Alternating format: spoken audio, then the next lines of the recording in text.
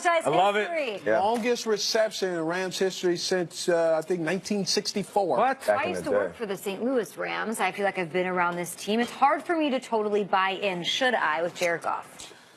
He just put up 355 yards. You don't have to buy anything he's selling. He has a lot of other customers. People line up for those phones on the street. They're lining up for him. I hear you sleeping on the sidewalk. Yes. So you may decide to go with Android, but there's a lot of other people liking some other things. So you don't have to.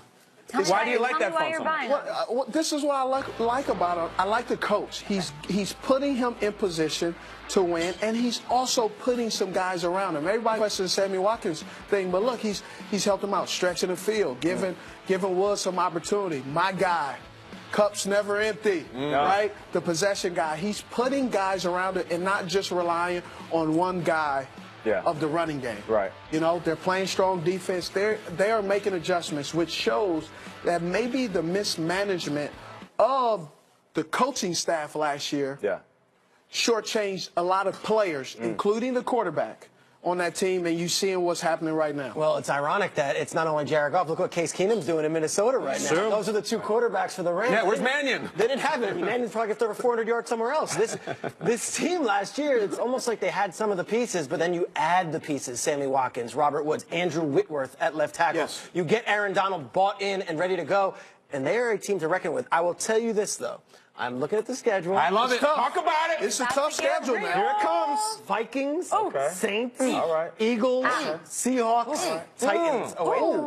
And I know we're buying Jared Goff, and they wouldn't have drafted him first overall over Carson Wentz if they didn't fall in love with him in the draft process. But I think we're going to find out what mettle he has. And nothing taken away from him.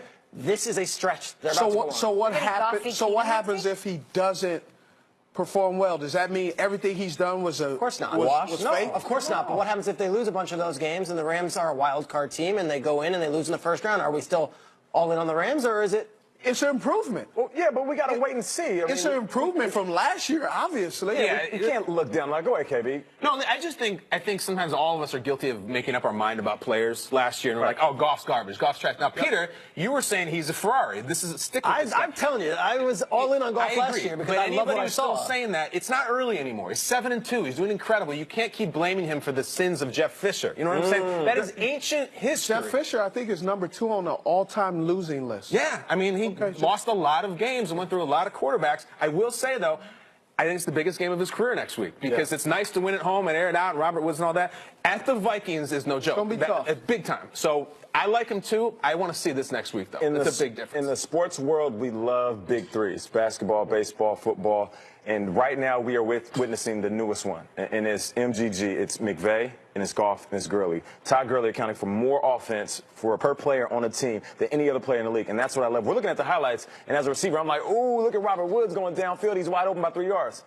There's a fake handoff at the beginning of that play, which means teams have to respect that running game. With Gurley playing as well as he is, it makes so many things easier within an offense. To your point, like you're saying, everything's working. You got to give McVay credit. Okay, and it's fun, and they're 7-2. We're enjoying the ride, but is that what I should be doing? I'm just saying enjoy the ride. Or are you guys ready to say something serious about this team in the NFC playoff picture? I like them. Are we enjoying? I like them. What does that mean? I like them just as much as you like the Saints. Okay. I like the Saints more. No, I like the Saints in the NFC. We don't gamble, but Kay gonna text me during the show. I like them too. She harassing me talking about the Saints for real. She into the Super Bowl. I'm like, okay, I got another team. She talking about bet. I'm like, girl, I gotta work. Don't be harassing me right now. No, listen, I will say, if you look at the Eagles, the Rams, all these up-and-coming teams, the one thing they don't have is a Hall of Fame Super Bowl winning quarterback. The Saints do. They're the only team that has that. So if I have to pick one, I will pick the Saints because of that. But we're talking about the LA Rams in the NFC Championship conversation. No, I didn't. Okay. I didn't say that. So I just said they've improved. That's all I wanted. Okay.